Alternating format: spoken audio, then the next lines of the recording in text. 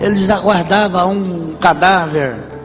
E agora, minha avó, comigo, com as irmãs, eu no colo de uma daquelas senhoras, e me entrega no braço da minha mãe.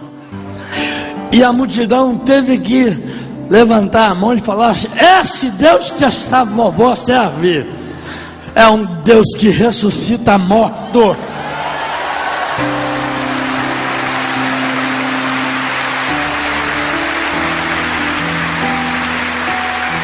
Olha, o nome da minha avó, Lázara. Eita glória!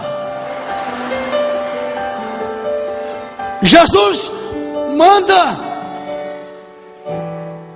Lázaro sair para fora. E quando Lázaro sai para fora, ele diz assim: ó, desata ele agora, manda ele embora, ele está livre. E agora minha vida continua, começo a crescer naquela pequena cidade, com uma paralisia cerebral. Durante 14 anos eu vegetava, não andava, não falava, era dependente das mãos das minhas irmãs, sem memória, não via, não tinha noção de vida, não conhecia minha mãe. Na verdade, eu era tido como um boneco de pano. Não tinha sentido eu estar vivo naquele momento. Para que as pessoas me vissem no chão, arrastando de barriga, comendo barro. Ninguém foi capaz na história da humanidade, na terra, entre os meus familiares, entre os vizinhos. Quantas pessoas olhavam para aquele moço se arrastando como uma cobra, dizia assim: esse aí está condenado. A medicina descartou totalmente alguma cura sobre a minha vida. Ninguém foi tão audacioso em colocar a mão no bolso e falar: eu vou depositar uma moeda de 10 centavos na vida desse moço. Ninguém. Mas tem uma coisa: não foi preciso nenhuma moeda, não foi necessário nem ouro, não foi necessário prata, mas o sangue do Cordeiro. O sangue do Cordeiro.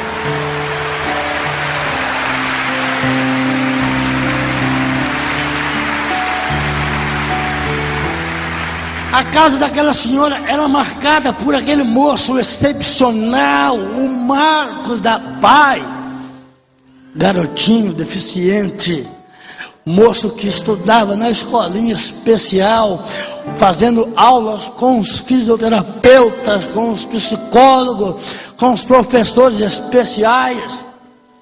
Então as pessoas tinham vergonha, tinha receio de chegar perto daquela casa, porque aquela casa era marcada. Toda a minha família não se conformava com o meu estado. Alguém dizia assim para minha mãe: ei, a senhora poderia ter abortado esta criança. Alguns homens que testemunharam, que gravaram um vídeo no meu site, que está lá, disseram assim: olha, para mim Deus errou em colocar esta criatura no mundo, porque nós conhecemos ele, nós acompanhamos toda a história do Antônio Marcos. Vivia aí jogado pelas calçadas da casa da sua mãe. Ninguém tinha coragem de pegar esse menino, ninguém tinha coragem de pelo menos falar uma palavra profética para abençoar esta criança. Os anos começaram a passar.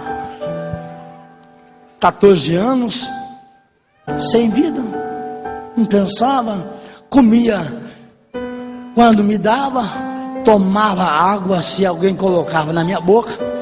Para mim, não sentia dor, poderia beliscar, eu não sentia dor, na verdade eu não vivia. Na verdade, meu corpo estava no chão, mas não tinha nexo, não tinha sentido eu estar daquela forma. Os médicos, minha mãe me colocava no seu colo, me levava lá no doutor, o doutor me mandava embora para casa e falava para minha mãe: olha, a senhora tem que se conformar com isso, porque é uma sina de Deus, é uma cruz que a senhora vai carregar. E minha mãe voltava para casa com o coração triste. Mas numa bela manhã, meus avós chegam na minha casa, e meu avô, particularmente, ele vê aquela cena dramática daquele moço se arrastando no chão da casa da minha mãe, comendo os barros da casa, porque as casinhas no sul, antigamente, muitas delas, o chão era de barro branco, e muitos de vocês sabem disso. Então, me viam comendo barro, sem roupa. Eu era, na verdade, eu não era nada.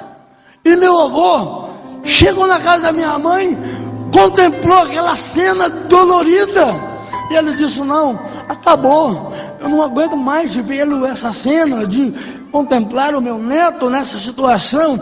Eu vou para a cidade hoje, eu vou mandar fazer para o meu neto uma cadeira de rodas para ele, eu vou mandar fazer para o meu netinho 2 pares de amuleta para ele, porque pelo menos vai nos tirar dessa angústia, desse sofrimento. Olha o estado desta criança. Mas a minha avó levantou e disse para o meu avô: Manuel, eu não quero nada disso na vida do meu neto, porque eu sirvo Deus real. E agora ela disse assim: olha, eu estou orando por ele, e Deus tem falado no meu coração que ele vai ser um homem, e Deus vai confundir a medicina.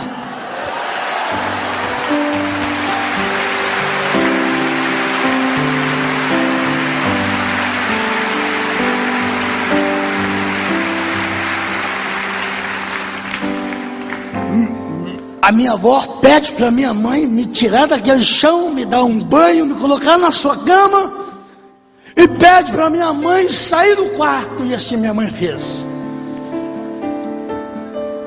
Minha avó, com a sua bengalinha, 90 anos, olha que lição, é família,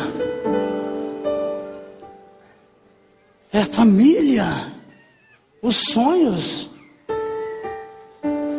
Minha avó vai com o seu amuleto, aonde eu estou. Ela não precisava fazer isso, mas segundo a minha mãe, ela dobrou os seus joelhinhos, sabe? Ela colocou a sua cabecinha em cima da minha cabeça. E ela agora começou a chorar. E ela começa a orar. E ela dizia: Deus, meu último sonho, eu já estou perto para ir para a tua glória, mas o meu último desejo é que o Senhor restaure esta criança, é que o Senhor levante esta criança, para tudo que o homem projetou para ele seja desfeito. Tudo que a medicina profetizou para a vida do meu neto, caso contrário, seja revertido, e que ele seja um defensor da tua palavra. Senhor, coloca nele um espírito de sabedoria, levanta esta criança.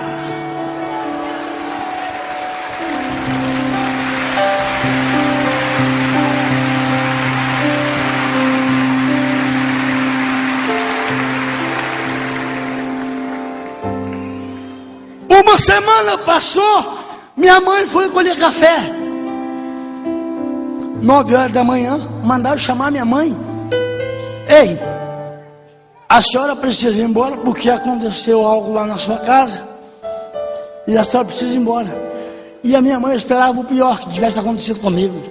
Minha mãe chega em casa, um grande número de pessoas, e minha mãe não sabia o que estava acontecendo. E agora, quando a minha mãe chega na sua casa, as pessoas dizendo para minha mãe: olha, qual é o remédio que a senhora deu para ele? Qual foi a garrafa garrafada que a senhora deu para ele, porque minha mãe não acreditava em Deus. Minha mãe me levava em curador, em benzedor, em espírita. Mas as pessoas agora perguntavam para minha mãe qual era o remédio que a senhora aplicou nele, porque seu filho, 9 horas da manhã, levantou-se do chão e começou a andar na sua casa.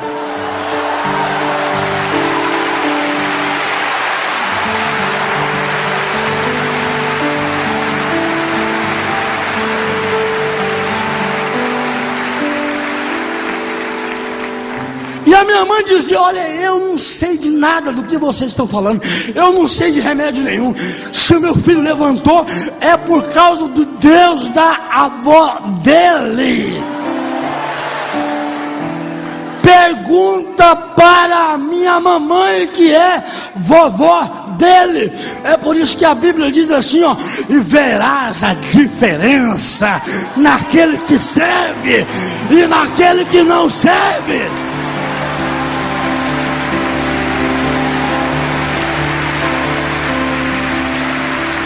Agora, o que eu acho importante é que uma senhora como aquela era a última pessoa a ser consultada, uma cega. A última pessoa. Quem pode esperar alguma coisa de uma pessoa como a minha vovó? Ah, nada. Deus deixou de usar o médico para usar a minha avó. Olha o contraste que Deus coloca às vezes na vida do cidadão. Quem sabe, se Deus tivesse usado o homem, ele ia se orgulhar, ele ia se encher. Ei, achamos a fórmula para levantar esse moço. Mas Deus falou: não, eu vou usar o menor, eu vou usar a menor, eu vou usar aquele que não tem aparência, eu vou usar aquele que não tem um aspecto muito bom para colocar esse menino de pé. É por isso que nesta manhã eu louvo a Deus pela família, louvo a Deus pela tua vida, louvo a Deus pela tua casa.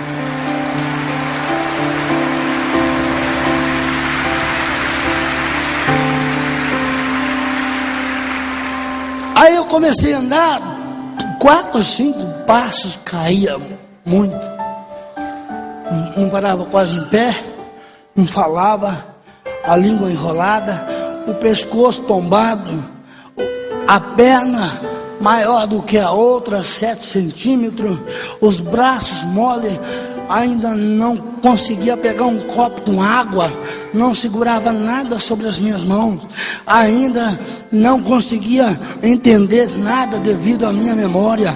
E agora os anos agora começam a vir sobre a minha vida. E agora alguns anos passaram, minha mãe chega em casa e